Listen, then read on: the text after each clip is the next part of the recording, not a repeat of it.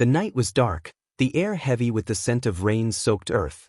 In the bustling city of Lagos, where wealth and poverty clashed like two angry spirits, a desperate cry for help pierced the silence of a deserted street. "Somebody help me, please." A young girl, barely 17, staggered into the dimly lit alley, her designer dress torn, her face pale with fear. Behind her, the heavy footsteps of her kidnappers echoed like a death drum. She was Zola, the only daughter of Chief Benson, one of the richest men in Nigeria. Just as one of the masked men lunged forward to grab her, a shadow moved from the darkness. A dirty, barefooted boy, no older than 18, leaped out like a wild animal. With the instincts of a street fighter, he swung a broken bottle at the nearest kidnapper, catching him across the arm. "Aya!" The man screamed, blood splattering onto the ground. The second kidnapper turned in rage, pulling out a gun. "You little rat!" Before he could finish, the boy kicked a pile of empty crates toward him and grabbed Zola's wrist. "Run!" he shouted. Zola hesitated for a second, staring at the boy.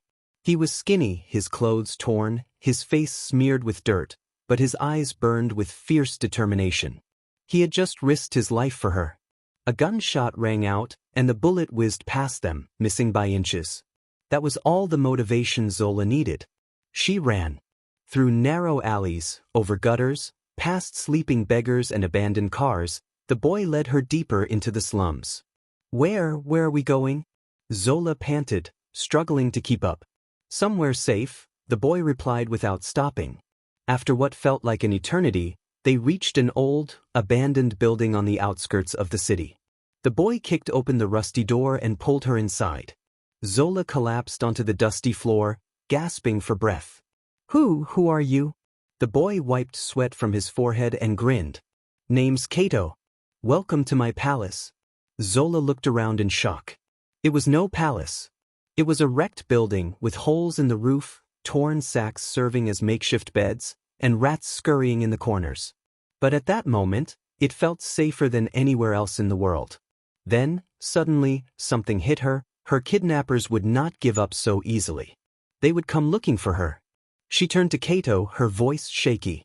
"They'll find me, won't they?" Kato's smile faded. He knew the streets better than anyone. And he knew one thing for sure: this was just the beginning. Please like, subscribe and comment on the video and hit the notification bell for more thrilling African stories. The night stretched long and silent in the abandoned building.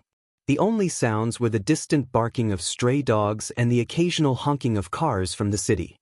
Zola, the daughter of a wealthy businessman, sat against the crumbling wall, trying to process everything that had happened. The masked men who had chased her, the sudden rescue by a boy she had never met, and now, hiding in a place she never imagined she would step into. Kato watched her carefully. He had seen rich girls before on billboards, in fancy cars, walking past him without a glance. But this one? She was different. She looked scared. "You should rest," Kato said, tossing her a folded sack to use as a pillow. Zola hesitated but took it. "Thank you for saving me." Kato just shrugged. "You don't belong here," he said simply. "By morning, I'll find a way to get you home." But morning came with an unwelcome surprise. A sharp knock rattled the weak door. Kato's body tensed. No one knocked around here unless they wanted trouble. Zola's eyes widened in fear. "It's them, isn't it?" Kato motioned for her to stay quiet. He crept toward the door, pressing his ear against the wood. A voice came through. "Kato, it's me. Open up." It was Baba Jumo, the old man who ran the street food stand nearby. Kato hesitated, then cracked the door open. The elderly man stepped in quickly, shutting it behind him. His face was lined with worry. "Kato, what have you done?" Baba Jumo whispered urgently. "Men are searching everywhere for this girl. They are dangerous people." Zola's breath caught in her throat. "Who are they?" Baba Jumo sighed. "People who don't take no for an answer." He turned to Kato. "You must get her out of here. If they find her with you—" He didn't finish the sentence, but the fear in his eyes said enough. Kato clenched his jaw. He had lived on the streets for years, dodging trouble, surviving by his wits. But this was different. Just then, another voice called from outside. Kato, we know you're in there. Bring out the girl and we'll forget this ever happened. Zola's hands shook. She turned to Kato. What do we do now? Kato looked around, thinking fast. The front door was blocked. The windows were too small.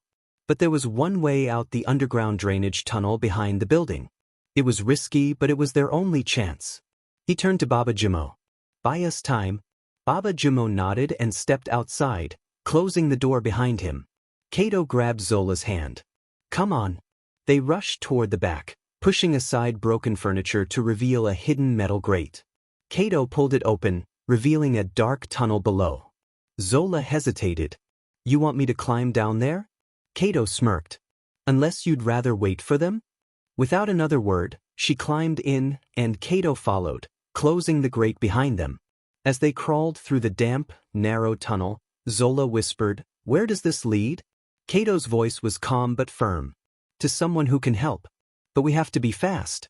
We're not the only ones who know about these tunnels. And just as he said that, a distant sound echoed behind them, the sound of someone else entering the tunnel. The chase wasn't over. It had just begun. The damp tunnel smelled of rot and waste, but there was no time to hesitate. Kato and Zola crawled on their hands and knees, their breathing heavy, the darkness pressing against them like a suffocating blanket. Behind them, the sound of hurried footsteps echoed through the tunnel. Their pursuers had followed them in. We need to move faster, Kato whispered. Zola struggled to keep up, her designer shoes slipping on the wet ground. I can't. Yes, you can. Kato grabbed her arm and pulled her forward. No one is coming to save us. We save ourselves. The tunnel sloped downward, leading to a narrow opening covered in tangled roots. Kato forced his way through, dragging Zola behind him. They emerged into a swamp, murky, thick water stretching in all directions, the air filled with buzzing insects. This way, Kato whispered, leading her through the waist-deep water. Zola gasped as something slimy brushed against her leg. What's in this water? Don't ask. Just move. Suddenly, voices echoed behind them. Their pursuers had reached the tunnel exit. They're in the swamp. A gunshot rang out, splashing into the water just inches from Zola. Kato grabbed her hand. Run. But how could they run in water? Every step was a struggle, every movement slow. We need to get to dry land, Kato said. Ahead, he spotted an opening in the trees. Dragging Zola behind him, he pushed forward, muscles aching, lungs burning. Finally, they reached the edge of the swamp and stumbled onto solid ground. But there was no time to rest. Behind them, the men were still coming. For 2 days and 2 nights, Kato and Zola ran. They climbed hills, crossed dry, cracked lands, waded through rivers, and pushed through thick forests. Hunger gnawed at their stomachs, thirst burned their throats, but stopping was not an option. At night, they hid beneath fallen logs, listening to the distant voices of their hunters. She couldn't have gone far. They're close. I can feel it. Zola shivered. Kato, I don't think I can go on. Kato turned to her, his face covered in dirt and sweat. Then let them catch you? Her eyes widened. What? If you stop now, you die, Kato said bluntly. Or worse. Zola swallowed hard. Then, despite the exhaustion, despite the pain, she pushed forward. By the second day, they had no strength left. Their lips were cracked, their legs barely able to move. But still they ran. Then, just when they thought they had lost their pursuers, Kato stopped suddenly, his eyes wide with horror. Ahead of them, standing in the clearing, was the last person they wanted to see. A man dressed in black. Smiling. Thought you could run forever? Kato stepped in front of Zola, shielding her. Let her go. This is between you and me. The man chuckled. Oh boy, you don't know who you're dealing with. Zola's heart pounded. Was this the end? Kato's fists clenched. His body was weak from hunger, but his mind raced, searching for a way out. The man in black took a slow step forward, followed by 2 more men emerging from the trees, guns in hand. There was no escape. Before Kato could react, one of the men swung a heavy club. Pain exploded in his skull, and darkness swallowed him whole. When he woke up, his hands were tied behind his back, his ankles bound. The rough floor of a moving vehicle vibrated beneath him. Beside him, Zola sat with wide, terrified eyes, her wrists also tied. The van moved through rough terrain, bouncing over potholes. The men sat opposite them, laughing and exchanging whispers. One of them grinned and nudged the other. Look at them. Husband and wife. The others laughed. Zola's breathing was shaky. Where are you taking us? No one answered. After what felt like hours, the van came to a halt. Cato and Zola were dragged out, their feet barely touching the ground as they were led into a dimly lit house with barred windows and thick wooden doors. Inside, there was a small room with 2 wooden chairs. They were forced into them. Then, something unexpected happened. A large silver tray was placed in front of them, and on it steaming, fragrant, golden orange jollof rice, with grilled chicken on the side, plantains fried to perfection, and 2 cold bottles of water. Their captors untied their hands. Zola looked at Cato in confusion. What's happening? The men smirked. Cato hesitated, then his hunger took over. He grabbed a handful of rice and stuffed it into his mouth, chewing like a wild animal. Zola followed, scooping the food with shaky hands. The taste of rich tomato sauce, warm spices, and smoky grilled chicken was overwhelming after 2 days of starvation. The men watched them, laughing among themselves. They eat like a married couple. Husband and wife, one of them teased. For 3 days, the cycle repeated. Every morning, they were served a delicious meal. Every afternoon, more food. Every night, the same. No questions. No threats. No explanations. Just food. And every time, they were called husband and wife. Cato and Zola were trapped in a nightmare where their captors refused to speak about their fate, only watching, waiting, feeding them like animals in a cage. What did they want? Why weren't they hurting them? And why did it feel like something far worse was coming? On the 4th day, something changed. The captors, who had treated Zola and Cato like prisoners in a cold, stone room, now began to show a strange, almost unsettling kindness. Zola and Cato were led to a small, private bathroom, their hands untied for the first time in days. The warm water soothed their sore bodies, and they scrubbed away the grime of their ordeal, the smell of dirt and sweat fading with every moment. When they emerged, clean but exhausted, their captors handed them fresh clothes. Zola's dress was simple, yet elegant, made of soft cotton with a gentle floral pattern. It felt like a dream, but there was an edge to it. This wasn't freedom, this was something else, something unsettling. Cato received a loose shirt and pants, both too large for him, but he didn't complain. He was too tired, too hungry, too confused to care. They sat at the table, where the usual feast awaited them, steaming jollof rice, fried plantains, grilled chicken, and bottles of cold water. This time, they ate more slowly, as if savoring each bite, unsure of what would come next. After they had finished the meal, one of the men entered the room. His face was stern, his tone formal. "Zoe, it's time," he said. She looked up, confused. "Time for what?" "You will speak with your father now. Tell him the truth, and only the truth, about your condition and situation. Understand?" The man's voice was cold, but his eyes were calculating. Zola's heart skipped a beat. What did they mean by the truth? She glanced at Cato, who gave her a reassuring, though worried look. She nodded. "Yes, I understand." The man turned and walked out of the room, only to return moments later with a cell phone in his hands. He placed it on the table in front of Zola. "Your father is waiting," he said. Zola picked up the phone, her hands trembling. Chief Benson, her father, was the one person in the world who could make everything stop. Her mind raced as she thought about how she could explain everything, the fear, the confusion, the days of being treated like an animal. But the man's words echoed in her mind. "Tell the truth." She pressed the phone to her ear. "Zola?" Her father's voice crackled through the phone, his voice filled with relief. "Where are you? What's going on? We've been looking for you everywhere. Please, tell me you're okay." Zola's heart broke. She swallowed hard. "Daddy, She paused, her mind blanking for a moment. How could she explain this? How could she tell him the truth? The truth? The truth was that she wasn't just kidnapped.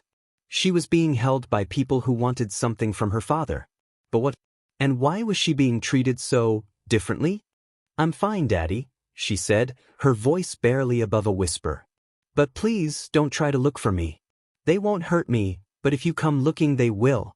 "Zola, I don't understand," her father's voice cracked. "Who are these people? What do they want?" "I'll pay whatever they want. I'll do anything, just tell me where you are." Zola felt the tears welling in her eyes. She glanced at Cato, who was watching her intently, waiting for her to continue. "They want something from you," Zola said, her voice trembling. "But I don't know what. They've been treating me well. They've fed me, given me clean clothes, and haven't hurt me, but they want you to know that I'm—" "Don't say it," Cato suddenly whispered, but Zola didn't hear him. She was too focused on her father's voice coming through the phone. "I'm not sure why they're doing this, Daddy. I don't know what they want from you, but please don't come. They'll hurt you if you do." There was a long silence on the other end of the line. Zola's father, Chief Benson, was processing her words, trying to understand. Finally he spoke, his voice low and urgent. "Zola, tell them that if they harm you, I'll make sure they regret it. I don't care who they are. You're my daughter, and I'll stop at nothing to bring you home safely. Stay strong, my child. I love you." Zola felt her heart break, but she had to end the call. "I love you too, Daddy. Please stay safe." The phone clicked and the line went dead. Zola set the phone down slowly, her hands shaking. She looked at Cato. "I don't know what they want from my father, Cato," she whispered. "But I know this. They're not just going to let me go. They want something more than money." Cato nodded grimly. "We'll figure it out, Zola. But we need to stay one step ahead. Please like, subscribe, and comment on the video. Hit the notification bell for more thrilling African stories." 30 minutes after Zola's phone call with her father, the door to the room opened. A man in his late 40s walked in, his presence commanding. His clothes were simple but expensive, and his face bore the sharp lines of someone who had spent years in positions of power. He carried himself with quiet authority, his eyes scanning the room like a hawk watching its prey. Without saying a word, the man walked over to a small desk, picked up a phone, and dialed a number. Zola and Cato exchanged wary glances. The man's voice, low and calm, echoed through the room as he spoke into the phone. "This is Amara," he said. "Put the call through to the boss. We need to talk about the contract." Zola's heart skipped a beat. They were talking about her father, she was sure of it. She leaned forward, trying to listen. The man's voice was steady, though there was an edge to it now. "We've given you time, Chief Benson.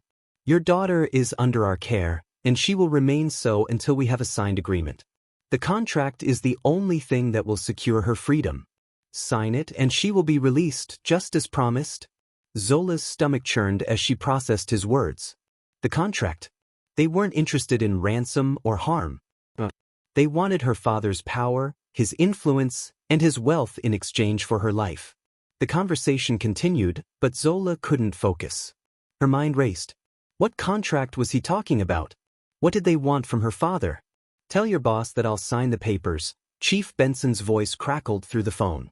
"But, my daughter, she's not married. That's not your concern, Chief," Amara cut him off sharply. His tone now held a dangerous edge. "You only need to do what we ask.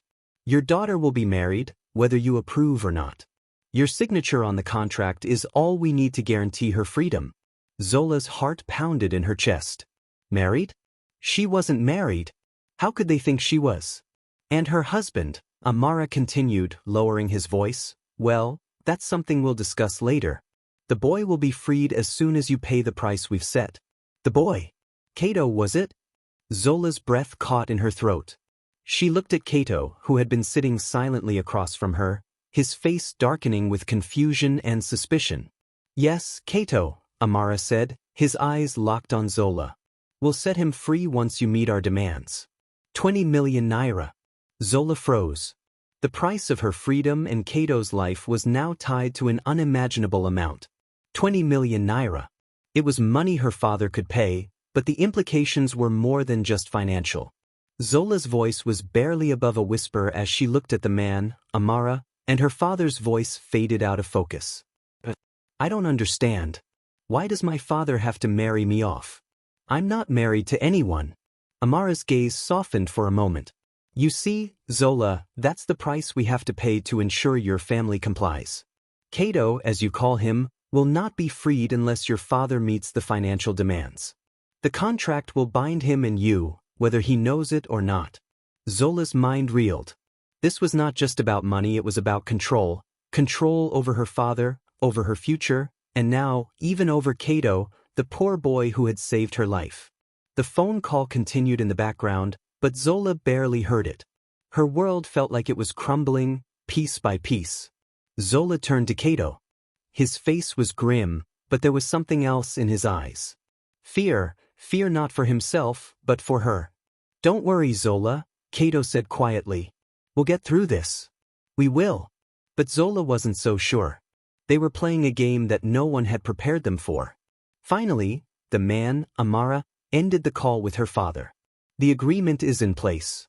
Your father must follow through, Amara said. In the meantime, we will give you time. Rest and prepare. After all, a wedding is a grand affair, isn't it? Zola's stomach turned. Wait. Zola stood up, her heart racing. Why Cato? Why does he need to pay 20 million naira? He's just a street boy. He saved me when I was kidnapped. He had nothing to do with this. Amara smiled coldly. But that's where you're wrong, my dear. The street boy is more important than you think. His life, his future, it's tied to your family's power, and we want to ensure that it's secure. If your father doesn't want his daughter's life ruined, he'll find the money. And when he does, you both will be free. Zola felt her knees weaken. Her father's power was being twisted into a deal she couldn't control. Cato's freedom was a price too high, and her father was cornered, just as she was. She turned to Cato, who was staring at the floor.